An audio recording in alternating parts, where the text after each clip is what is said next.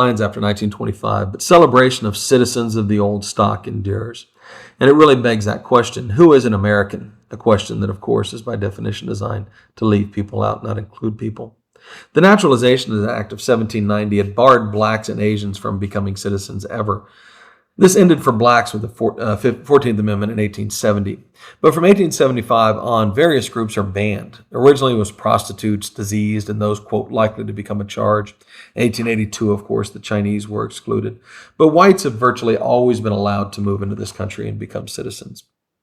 The increase in mechanization and the great migration of black folks moving to the rest of the country had dramatically reduced the need for immigrant labor. And it's really important to understand that who we let into this country and who we don't has virtually everything to do with businesses' need for labor.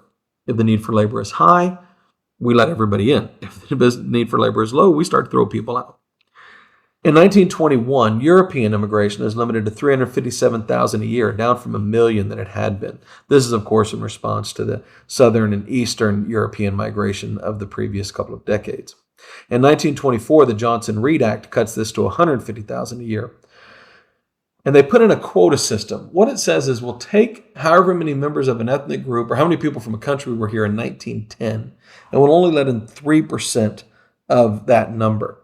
This means, of course, the German, the English, of course, the French, the Scandinavian, even the Irish. There are so many of these people here that 3% number is quite large. But if you're looking at some of the Eastern European nations, it's going to be significantly smaller.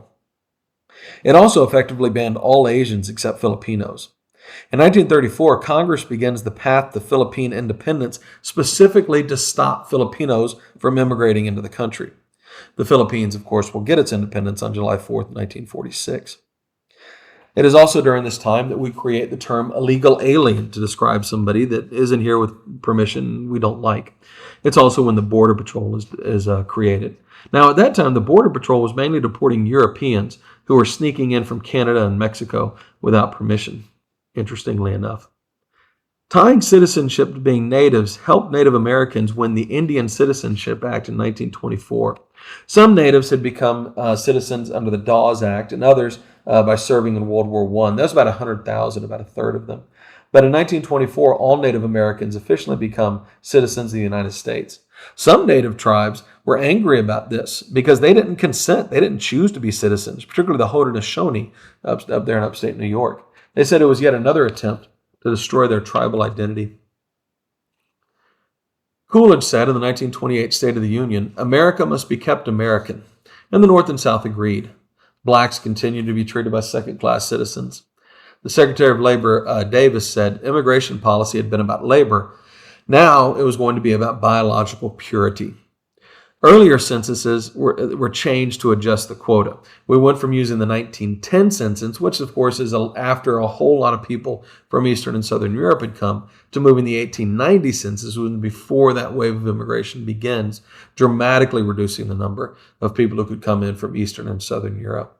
Groups with political power like the Irish were let in large numbers, and non-whites aren't included at all. Our Africa would have had an absolutely massive quota. Eugenics adopted a term Aryans to describe blonde-haired, blue-eyed white people. This makes no sense. The actual historical Aryans come from the middle of what is today India, or not the middle, but the Caucasus, but the northern part of India. In 1923, an Indian war veteran named Bhagat Singh Thind sued because he was actually pure Aryan, the actual meaning of the word. The Supreme Court said white was not science, but part of common speech. And so there was no way you could actually prove you were white. You just had to be generally understood to be white by the people in power. The Supreme Court actually didn't realize this at the time, but what they were ruling was that race was a social construct. In 1924, German Jew Horace Kallen coins the phrase cultural pluralism. He wants to celebrate the difference of Americans. That, he said, should be the American ideal. Scientists and anthropologists showed no basis for race, and they rejected this scale of primitive to civilized, which is something I reject too. But of course, few people listened. Ethnic enclaves had preserved this pluralism. Neighborhoods, churches, theaters, newspapers in different parts of different towns, or sometimes even entire small towns, would preserve that culture of where those people came from. While many immigrants resented overt Americanization, consumer culture was generally embraced. And of course, this leads to homogenization. I mean, if we go out and buy stuff in the market, we all kind of sort of end up buying more or less the same stuff. And that shapes our day-to-day lives and our culture. Immigrant women often see American culture as a way to break free of male control.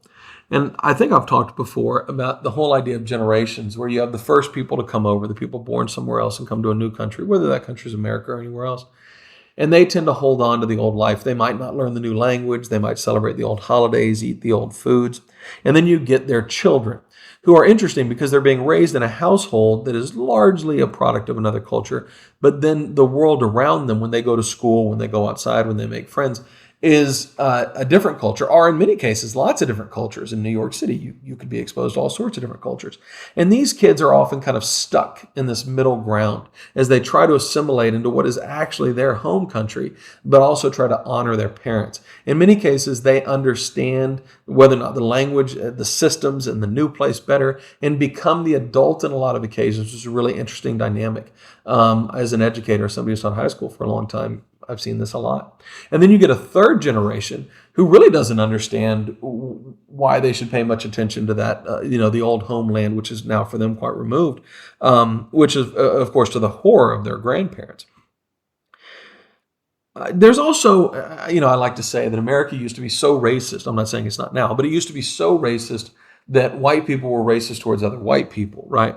And so you have these ideas of liminal whiteness, where today you might look at a group of white people and say, well, they're all white. But back then they would be like, well, that one's an Italian and that one's an Irish person and that one's German. And some groups were considered to be what we call liminally white, although, in other words, only marginally white. Particularly like Italians would fall into that group. Greeks, for some reason, would fall into that group. In many cases, Jewish folks would fall into that group. This, incidentally, is why all of those people would play outsized role in the entertainment industries, because both music and film were considered kind of non-respectable careers in a lot of ways at that time.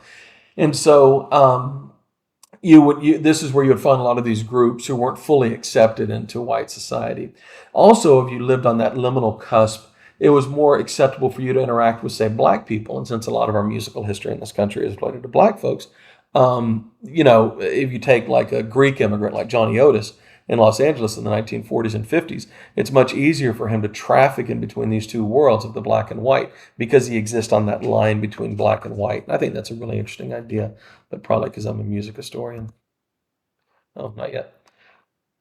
Rural cultural warriors prompted the immigrant defense of culture. They argued pluralism was the essence of the United States, and oftentimes during this period it was common to demand to be hyphenated, both your immigrant identity and your American identity. You weren't Italian and you weren't American, you were Italo-American, which is, yes, how they pronounce it. That way you're honoring both of these two sides of your identity. In 1924, the Catholic Holy Name Society countermarched versus the Klan in D.C.